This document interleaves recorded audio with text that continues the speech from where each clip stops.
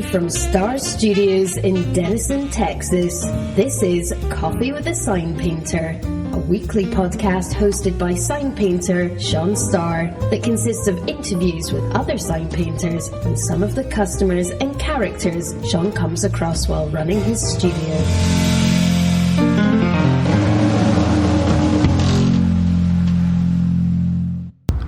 Okay, here we go with another episode of Coffee with a Sign Painter. Today I am interviewing Sam Roberts of, most of you know him from Ghost Signs, which is, he actually manages several websites that document fading signs in London and some of the other areas in Europe. And so we're going to talk to him about what got him started in that and what got him motivated to want to do that with his background, and take a look at some of the other things he's doing, like the international workshops with Mike Meyer and David Kinniston, and the upcoming Letterhead Meet, the upcoming project in Limerick, Ireland.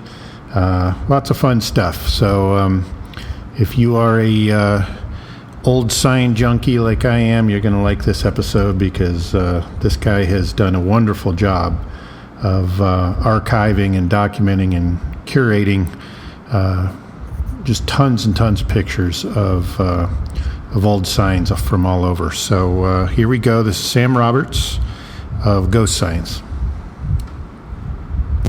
Okay. Ready. Well, let's do what we were doing earlier when you were just kind of telling me who you are and where you are and what you do and all that.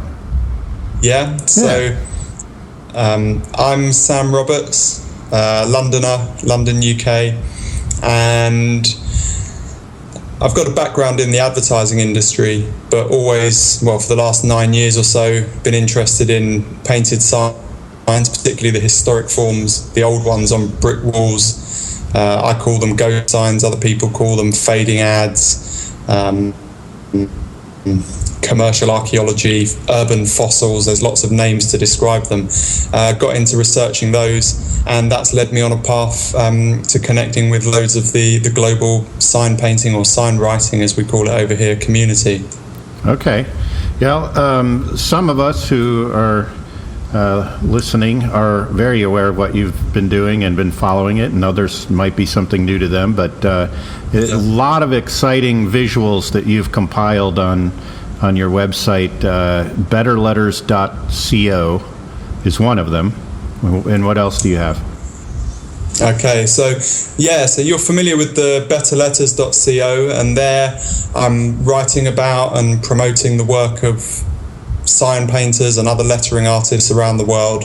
One of the big things we've got going on there is organising workshops. There's a real hunger, I find, all over the place for people who want to learn some of these traditional skills. And so what we're doing with it is bringing that to different cities around the world through the Better Letters workshops. The other website that people may or may not be familiar with is ghostsigns.co.uk. That's where I've been publishing for 8 years now, material related to the historic aspects of sign painting and painted signs. So there's over 550 different articles on there. Amazing. Showing material from the US, Europe, Australia, Asia, Africa, South America. In fact, I think every continent is featured on there in some way apart from Antarctica, but I haven't seen any painted signs down there yet.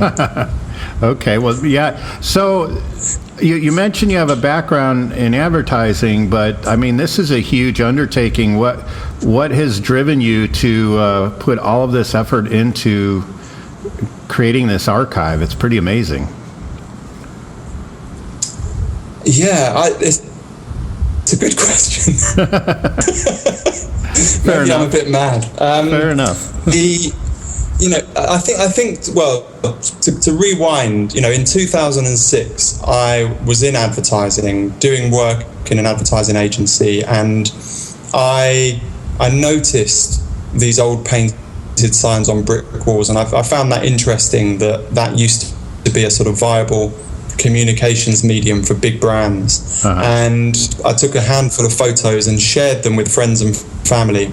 And it was the reaction I got to those photos that I shared that really drove things forward. Everybody seemed to have a story or a connection to an old painted sign, and soon enough people were emailing me, there's one on the end of my road, or you have to check out the Bovril one in Brixton. And I would be putting them on a map, and on my weekends or time off would go and visit them and take photos of them. And then I needed somewhere to publish them, and that was the birth of the website, and eventually the archive that is housed by someone called the History of Advertising Trust. So they actually host a huge online archive documenting over 1,000 ghost signs in the UK and Ireland. Wow. Yeah, that's just an amazing thing to flip through. I've visited many times when I'm looking for inspiration for a job, or I'm just, wanting to, feast my eyes. It's just an incredible collection that you have.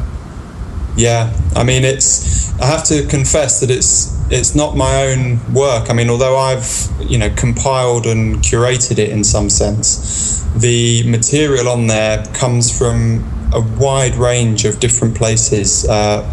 What I've been able to use, I guess, is the power of the internet and the ability to share material quickly. I've used that as a way of developing the content on there. So, a lot of the material is stuff that people have emailed me or have shared through Facebook or other means, and I am providing a sort of central point that it can get, gather around and be curated and presented. So, I think a lot of credit equally has to go to everybody that's taken the time out to submit material. And I always welcome new stuff. On the Facebook page, people are always sharing new photographs. Likewise on the Twitter, people send stuff through and I'll retweet it. You sort of get a bit spoiled, I think, after a while, and you start to become, I don't know if you have the word in the States, a snob, Yeah, we've got that word. I'm not interested. I don't know. I'm trying to avoid it, but I think sometimes I get a bit sort of, only the very most, the most interesting and sure, visually stimulating material appeals now, because I've seen so much of it. Yeah, but I think that also makes for a good curator to a certain extent. Yeah, you have to be discriminating, and you have to take decisions about what you do and don't publish. Nobody's complained, so I can't be doing too badly. No, it's like I said, it's wonderful stuff. Now, you mentioned the workshops. One thing that you've been doing is Mike Myers, who is one of my inspirations in the trade and has been for many years. He's been flying all over the world doing workshops, and it's one of the reasons I can't pin him down to get on the show yet, because he's constantly traveling right now. But so how does that work? For one, you've got Mike Meyer, who has been a big inspiration to me over the years. And he's traveling all over the globe doing these workshops, and it's one of the reasons I haven't been able to pin him down to be on the show quite yet, is because he's traveling so much. Yes. So tell us how that works, and if somebody's interested in getting one of those set up with Mike or David, like how do they go about that? Yeah, so to sort of rewind, I guess, a couple of years, Mike's been going around the world for a long time, attending Letterheads events in various different countries, and I think coming out of that, he developed an introductory hand lettering workshop. And just before I met him, he had been running those in a couple of places in Europe with Ashley Bishop, who someone else you might get on the show. And it was in February last year that in fact Ashley again nudged me to bring that film that you're in and that Mike is in, the Sign Painters film, over to London. Okay. And so I I put on the London screenings for that. I set up a venue, licensed the film from Faith and Sam, and then ran the screenings, and they were a huge success. We had 3 nights in a row sold out here in London, and off the back of that, Ashley suggested, well, why don't you get Mike over to teach his class in London? And so I looked into what it would cost to fly him over, got a venue together, put some tickets sale, and there was a huge interest in running the workshop and coming to the workshop. And off the back of that, Mike and I decided, well, why don't we do some more of these? And so we set up last summer a few dates around Europe. People had been approaching him, and he would refer them to me and say, Sam, can you work with this person to set the workshop up? Okay. And it's just grown organically, I guess. And out of that, we're in partnership on them, and he's now been to Europe a number of occasions. We're doing a US tour this fall, so we're going through, after the letterheads in Cincinnati, we're going to be going through Philadelphia, New York, and Providence, Rhode Island, bringing the workshops to those places. And then if people want to set them up, they can just get in touch with me. Letters website. If you Google Better Letters, you'll find me. The email is just info@betterletters.co, and I can talk people through how to set it up. I give all the advice on what equipment you need, the type of venue, how to sell tickets, and so on. The key thing really is making sure that there's enough local interest in a place before embarking on it. And most people have got a handful of friends that want to do it, and then friends of friends, and then before you know it, you've got enough people for a workshop. Sure. Okay, well that's great. You mentioned Philadelphia. That's tied in with my buddy Gibbs Connors, correct? That's it, yeah. The really exciting thing about the tour that we're doing in the US is that all of the workshops are being hosted by working sign shops. Okay. So in Philadelphia, we've got 2 days with Mike at Gibbs Place, and then immediately following that, there's 2 days with David Kynaston. So David Kynaston is a Welsh sign writer who you and others are probably familiar with, does some exceptional work, and is particularly passionate about classical letter form. So his workshop covers Roman lettering and copperplate script, 2 of the foundational forms of sign written lettering. So the date he's doing in the US is Philadelphia, and that's on the 1st and 2nd of October. Okay. Yeah, David is just a huge inspiration to me. John Arnott, who's a old-time sign painter down in San Diego, worked with me on a lot of projects when we were in Southern California, and he had traveled and worked with David over there on multiple occasions, and that was my first introduction to David's work, and that was years ago now, but just blew me away. I mean, the richness of his colors and just true, genuine artist, craftsman of the most highest caliber. I would love to be able to attend one of his workshops for sure. Yeah, well, come through to Philly. He's doing one in Philly, and then hopefully we'll get him over to the States again. It's that's still in its early stages, David's workshop, but he's already been to Amsterdam, Nottingham, and London, and he's due to go over to Bologna, Italy later this year. So his one US date at the moment is the one in Philly, but there'll be more coming in the future. And then as we continue, Mike and I are going to then drive through to New York, where some other guys from the movie Colossal Media are hosting the workshop in New York. Excellent. And then after that, Providence, Rhode Island, there's a couple of guys, Providence Painted Signs, who are hosting the workshop there. Yeah, I follow them on Instagram. So, okay, that's awesome. I know that you had mentioned you're going to be at the 40th anniversary Letterhead meet in Cincinnati, which is, I'm sure, going to be an incredible blowout. I think there's going to be a huge turnout for that. Unfortunately, for us, with the project that we're doing in Ireland around the same time, we're going to be, not able to make it. But interestingly, the project that we're doing with the band The Cranberries while we're out there is creating a ghost sign. So it'll be right up your alley, but unfortunately you won't be in that part of the world when we are. What do we say? It's like ships in the night, or passing in the night. Yeah, maybe we can wave at each other, each other's airplanes or something. That's it.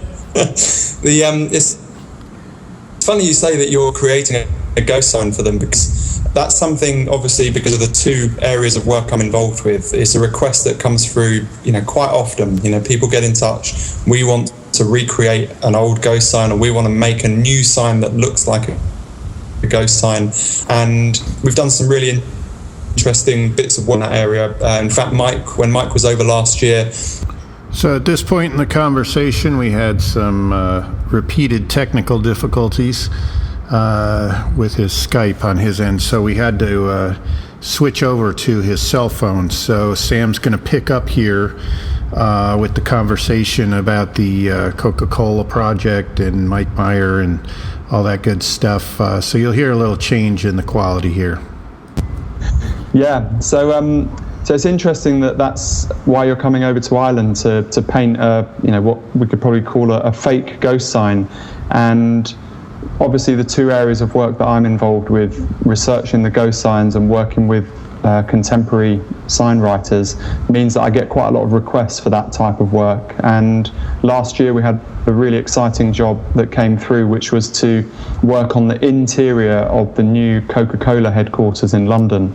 And for that, we were recreating one of their old ghost sign murals on a fake interior wall that you now see every time staff walk into the office there in London. Okay. So that was a collaboration between myself, Ashley Bishop, Mike Meyer, Mark Joslin was involved. There was a whole team got involved with it, and we were able to get access to old archival materials from Atlanta, Georgia. And these were original drawings that would have been sent out to the wall dogs across the US in order to create the original ghost sign advertising murals. Oh, cool. Very cool.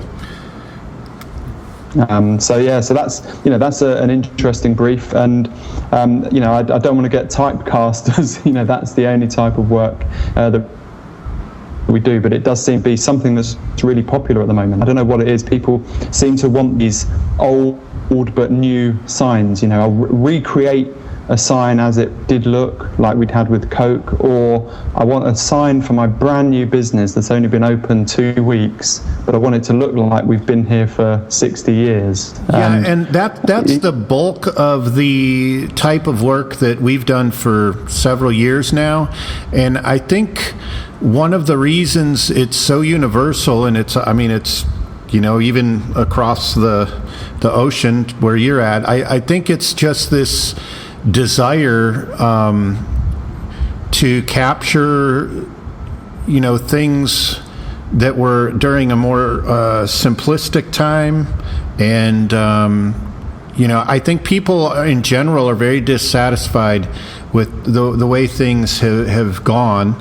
And I think the push during the 1980s, which almost decimated sign painting, for things to be more corporatized and slick and computer perfect, I think that there's backlash at this point where people are like, no, I like that era of mom and pop and, people just having their little family business and that they've been there for years. And I think it's a little bit utopian in a way, but I get it and I share it. So, I have those same sentiments. Yeah. So I understand it, but it's also, I don't know. I think things have been pushed so far, and the corporate stuff has been pushed down people's throats so much that it's the backlash of just like, no, we want soul, we want heart, and we want these things that connect with us. We don't want some slick piece of garbage. I think that's why junk food and McDonald's and all those companies are struggling right now. Yeah, I mean, it's, there's a couple of things I think going on there. On the one hand, what you described there is, I suppose, a sense of nostalgia, isn't there? And can some of that be brought back? I think probably, I'm going to be slightly facetious, but would be to say, having a fake ghost sign put up probably isn't going to bring it back, but but if it makes people, if it evokes a certain emotion or makes people feel good, then then that's a good thing. There's an interesting story though in New York, where I think it must have been Colossal Media or their kind of wall-owning arm, Sky High. Colossal Media owns the sites, and then Sky High Murals does the pieces. But there was a case came up where they wanted to solicit a wall to paint a new advertising sign on. Okay. But on that wall was called Coca-Cola Go sign. And before I think they're called the Society for Historic Preservation or some such. And Frank Jump, who's a New York resident and also a really ferocious documenter of ghost signs, written a great book, Fading Ads of New York City. He got asked to give an expert or professional opinion on whether this should be allowed to happen, a new sign get painted over the Coca-Cola sign. Okay. And his take on it was, well, you can't stand in the way of progress in a sense, and that in some sense painting the new sign is a more positive action. It brings the craft into the modern day and it helps people nurture those skills without getting too sentimental about the old sign underneath. And I'm inclined to agree to an extent. I think what I would like to see, and I think what is happening, is a resurgence in appreciation for handcrafted signage and lettering, and whether that comes through painting crisp, clean new signs, or whether it comes through painting works that appear old, I'm not really too bothered. But I think what we need to be doing is making sure we get plenty of work for all of the great sign painters out there. Yeah, just hearing you describe that, I vacillated between the two sides while you were talking. It's like, in some ways I agree, in some ways I disagree. That's a complex thing. I do agree with what you're saying too, that there can't be so much nostalgia that that itself could snuff the craft out, to where people are almost afraid to, get things painted and get things done. I love that we do so much aged looking work. It's an aesthetic that I've always been drawn to. But at the same time, if that's all that anyone wants done, then the whole craft of sign painting gets pigeonholed into, oh, well, it's just this thing. And then as things progress and people, change or lose interest in it, then that gets pigeonholed as, oh, well, that's just that old scratchy looking stuff. So I see both sides of it. And it's tough because... I'm sorry? No, go on, carry on, sorry. Yeah, I just... I get really excited. Like, we just did this project for Indian Motorcycles for Sturgis, and they wanted that gritty, old, beat up, that vibe, and we do a lot of it. And I'm sometimes, I guess, afraid that if I take on too much of that aesthetic, that's what's always going to be expected, kind of a thing. But at the same time, I'm really just glad to be working and doing cool projects, because there were years there that I've mentioned in previous podcasts where I worked up at a sign shop in Seattle that did no paint work, that you would just dying to be able to paint again, So I'm just grateful that I get to still paint. But those concerns just on the business side of things do enter into my head too, of just, do I just want to be kind of known as this one trick pony where I just do this old style stuff? I don't know. Yeah, I mean, I think it's an interesting thing, and the first thing I always say to people when they say, we want a sign that looks old, is I always ask them why. Well, why do you want that, and what's the reasoning for it, and try and suggest that maybe the thing to do is to paint a sign with the intention of it lasting that long, and painting a sign that suggests that you're in this for the long haul. Mm-hmm. When people put those old painted signs up, they were saying my business is going to be around as long as this sign and as long as it's going to need repainting in the future, and actually get a fresh new sign that will age gracefully as your business does, and then get it refreshed and then get it refreshed again. I don't know, I'm not arguing against making the fake old ones, but I also think that people should value some new creations, and let there's some great artists out there. We've talked about a handful in this chat. Let them loose on your projects, and you can get some great work out. Yeah. So one thing I would like some clarification on. You've mentioned the projects and the customers. What are you also painting signs? Not to sell. Okay. Are you designing things? I'm really only familiar with these projects that you've done with archiving the stuff. So what's your day job, I guess? Well, it's a mixture of all of this now, and with the workshops, that's taking up quite a bit of time now. But the other area that I'm doing is acting, I guess, as a broker for artists. So because of what I've done in that world of ghost signs, I do get a steady flow of interest and inquiries that come through from people who want either fake ghost signs or other forms of painted signage and lettering. And so what I'm starting to do is to get projects in, dish them out, and find work for a number of different artists over here in the UK.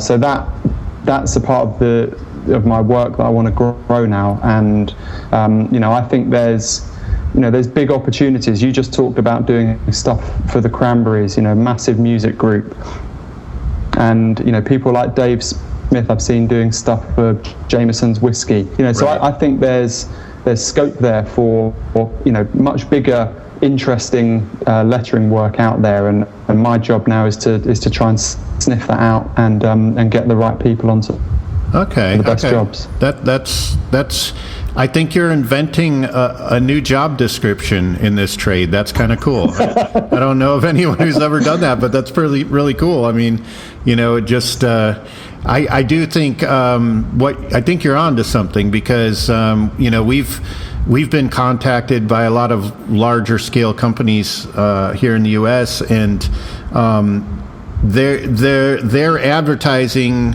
departments are starting to understand the connection that the hand-painted sign work has with the public, and they're trying to figure out, would this be a good fit for us? So I think that there's definitely there's something there that you're onto that it's really cool. I mean, it's kind of like you're kind of like a boutique ad agency in a way. I mean, you're connecting these pieces together. That's cool. Yeah, well, it brings together two areas of experience and interest. On the one hand, I've got that background. I used to work in that industry, the advertising industry, and on the other, I've got a familiarity and a knowledge of who's doing what in terms of sign painting, mm-hmm. and putting those two together, and ideally earning a commission in the middle of it, sure, is where I'd like the future to be. So as you say, it's inventing a new job that I'm not sure anyone has done before, and who knows, it could float or sink, but the journey's fun, and there you go. That's the main part. Very cool. So I don't know how familiar you are with the podcast, but one of the obligatory questions that I try to ask each guest is, what's on your iPod this week? What are you listening to? Oh God, I'd have to go. Do you know what? I don't have an iPod. Okay. I still listen to CDs. Well, it's a figure of speech. It's like asking someone if they want a Coke, So just you can run with CDs. I'm okay with that. Well, funnily enough, I've got 2 CD players. On the one in the living room, I've got a compilation. It's 2 albums by a 1970s, I think, sort of jazz funk group called Tower of Power. Yep. So they, Tower of Power. So they're loads of horn section and quite kind of funky. Some of them are a bit soppy and mellow and lovey-dovey, but the others are a bit more sort of dancing around type stuff. Okay. And then down in the kitchen, I've got Alpha Boys School, which is there was a school in Jamaica that used to take boys from troubled families or orphans and look after them, and one of the key ways that they helped the kids was through music. So they had music teachers and they taught them jazz and other things, and out of that school almost an entire musical genre started, which is ska music, and it's kind of more up-tempo reggae type music. So downstairs in the kitchen is a compilation of work from people that came out of that school. So that's cool. I'm not familiar with that. I'm familiar with ska, but that sounds similar to. Are you familiar with the Blind Boys of Alabama? Is that the sort of the blues movement? Well, yeah, it's kind of like Southern hymnals mixed with blues. It's, if I understand the history correctly, these young black guys in Alabama that were blind at this blind school. One of the ways they kept them, engaged in their studies and things was. They got them involved in music and singing, and I think it's one of those things where like each generation adds a new guy, but it's just the most soulful, beautiful music and singing. But it sounds like a similar approach to what you're talking about. Yeah, well, you should. I think the album is just called Alpha Boys School or some such. It comes out of Jamaica, and it's a mixture of kind of jazz and ska. Really nice. Okay, I'll look that up. That sounds cool. See, the question is not only entertainment; it's also for my own purposes, so I can get turned on to new stuff. Yeah, well, I'm sure you can get it on iTunes or Amazon or one of those download stations. Okay. So when you're out in Cincinnati for the Letterhead meet, do you have any things planned that you're going to be participating in, or are you just going to just go scope it out? What are you thinking? So this is my third meet. I went to Mike Myers' Mazeppa Mardi Gras last March, which was in a snowy Mazeppa, Minnesota. That was hilarious, and that's given me the bug. Then we were lucky enough last year to have one in Rochester in Kent, hosted by Mick Pollard and Kate Belmont. That was brilliant. We had loads of guys over from the US for that. Fantastic. So this is my third one. Obviously, I think the scale is going to be slightly different. I imagine there's going to be hundreds of people there in Cincinnati. My schedule, I get in Wednesday evening. Thursday, I'm helping Dave Kinniston out with his workshop. So he's doing a one-day classical hand lettering workshop over there. So I'm assisting him with that. Okay. The Friday,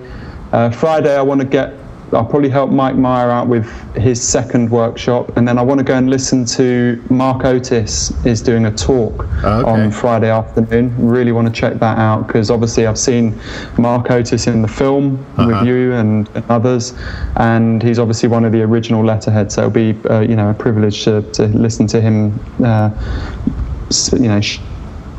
share some of his wisdom. I guess Saturday, Sunday. Go on.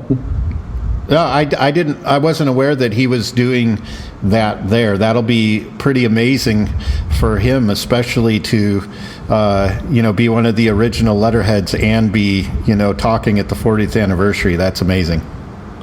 Yeah, well, it's what they've done, I think, is quite good. So they have the Thursday, Friday is the Letterheads University, I think they call it, where there's lots of workshops, seminars, and a real focused educational component to the meet, which is part of the ethos of the whole movement.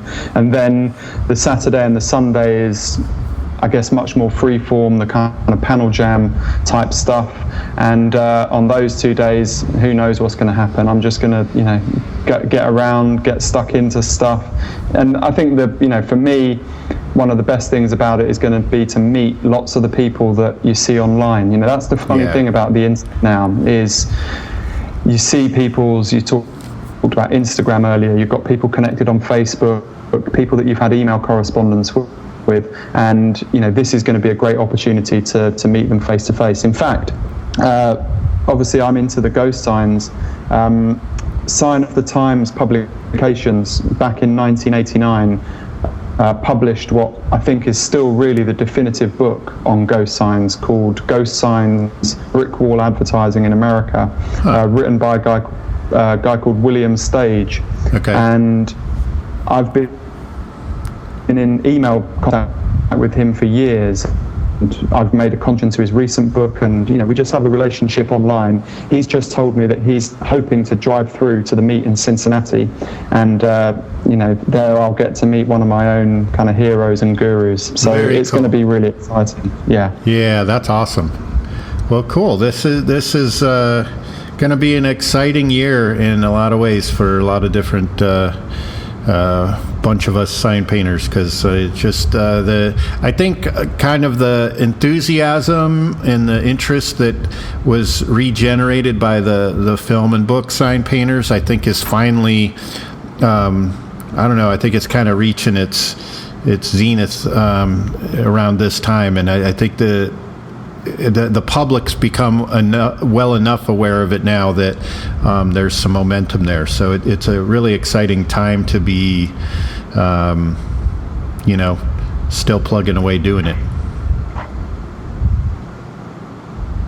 To be in the business, well, it's you and a bunch of other guys that never gave up, and now you get to reap the reward, and I think that's all credit to you guys.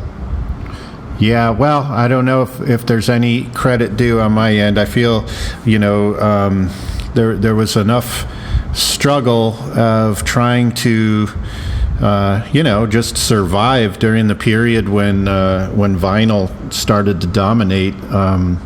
You make whatever decisions you have to pay the rent, but it's. Yeah, it's nice to see the appreciation there, because I think that was the most discouraging thing of going through all that, was just the the bummer of it, of like the public in general just not wanting not only what you did anymore, but what you were passionate about and what drove you to want to learn in the first place. And then to have almost a non-existent market for it for a while was just like, it was terrible. Yeah. I mean, this is, I guess, I was a youngster when I guess most of that was happening and growing up, and I don't claim any credit for anything, but I do feel through the ghost signs and through what I'm doing with Better Letters, I'm trying to play a small part in celebrating and promoting the great work that people do and that clients can get done. No, I know that what you've put together, I know that had an impact. I've even had it part of some conversations with clients of mentioning seeing things on your site, and that being part of the dialogue about design elements and that kind of thing. So I know that it's had an impact, and that's really cool. That you were passionate enough to just do it because you liked it, and it's been out there long enough now that people use it as a resource. That's really cool. That's brilliant. That's great to know. The other thing I should point out is that, obviously a lot of my work in that area has been digital and online, presenting photographic material on websites. Mm-hmm. What I set up back in October 2013 I realized that, looking at these old signs on a screen isn't the same as seeing them there on the street, meeting them in the flesh, if you like. And so I set up a walking tour over here in London. So once a month, a couple of times a month, I take small groups out onto the street, and we go out looking for these old signs and exploring the stories that they tell. Who were these people that had these signs painted? And I've done lots of the local history research, and I've found old photographs so that we can stand and we can look at a particular sign and compare it now to how it looked when it was first painted in 1924. So that's another aspect of my work that I really enjoy, and I think there's something quite special when you do get out on the street and look at them in person. So if you or any of the listeners are ever in London, check the Ghost Signs website for the tour dates and time your trip to coincide with it. Yeah, I actually had that in my notes to ask you about that. As far as I know, I think you're the only person on the planet doing something like that, and it's amazing. I mean, it would be a really interesting, cool thing to do. So hopefully this is not our last international trip. It's certainly our first, both for my wife and I, but hopefully we'll be able to experience some other cool stuff in the upcoming years as well.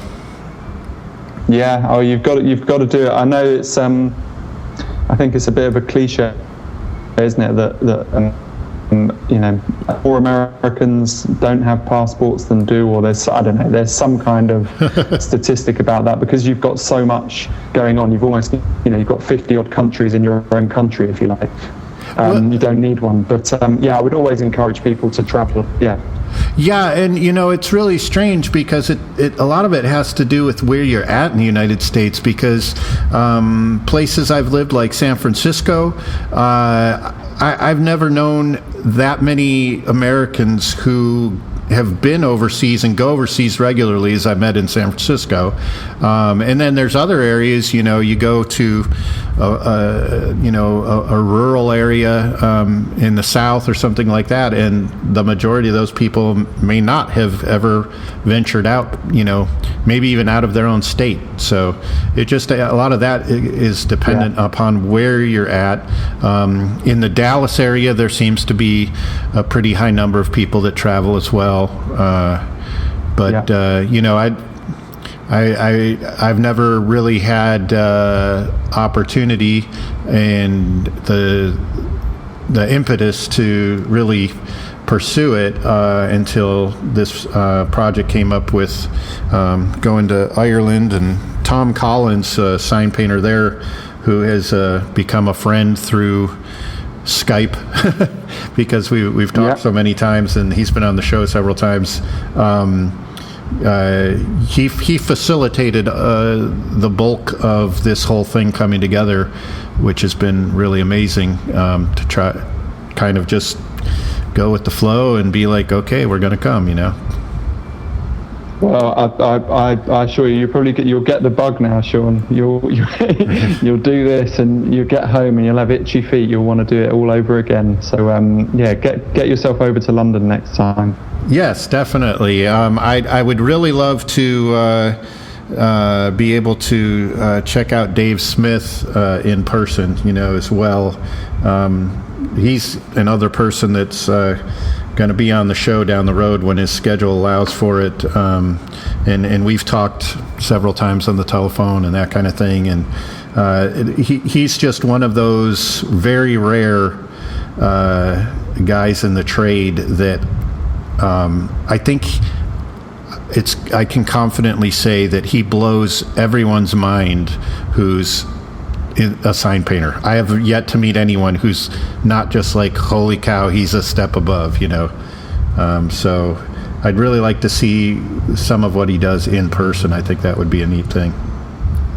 And he was one of the people that quite early on I discovered through my work on Ghost Signs. I remember starting out on Ghost Signs and feeling like I was documenting something that had disappeared, literally, as a craft, and bit by bit I realised that wasn't the case. And even though the business is much smaller than it would have been 40, 50 years ago, I do think there's something quite special about it, and it's thriving in its own sort of more scaled back way. And the letterheads movement has been great for that.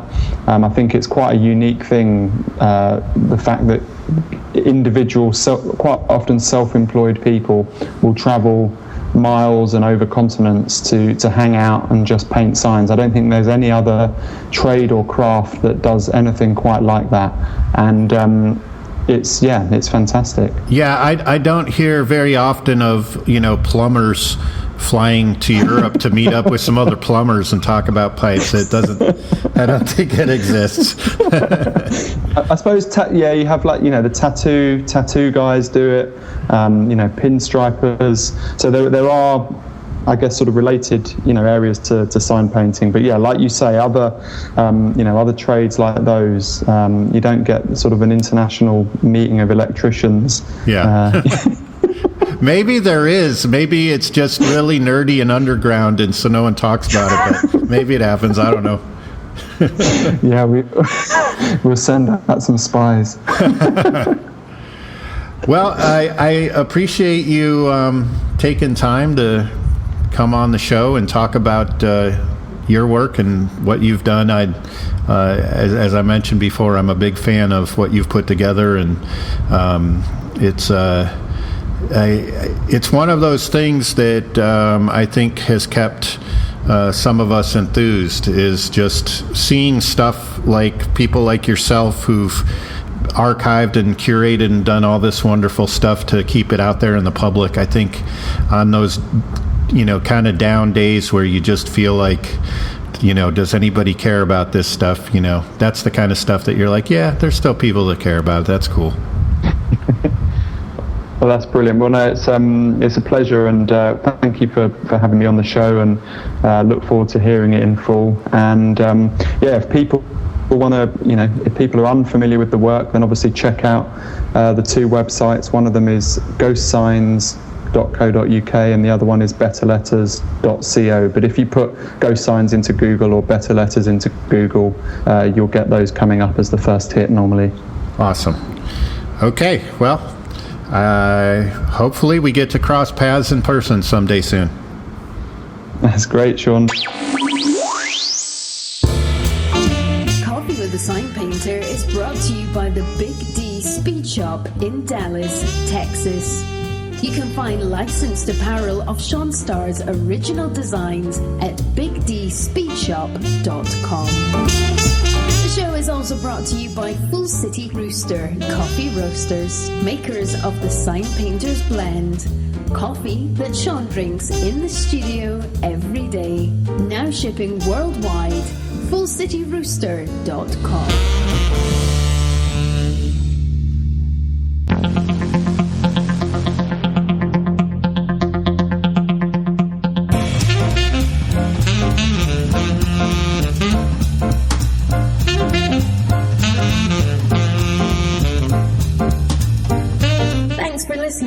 Coffee with the Sign Painter, hosted by Sean Starr. You can find all sorts of info about the show and sign painting, including previous episodes, at our website, seanstarr.com.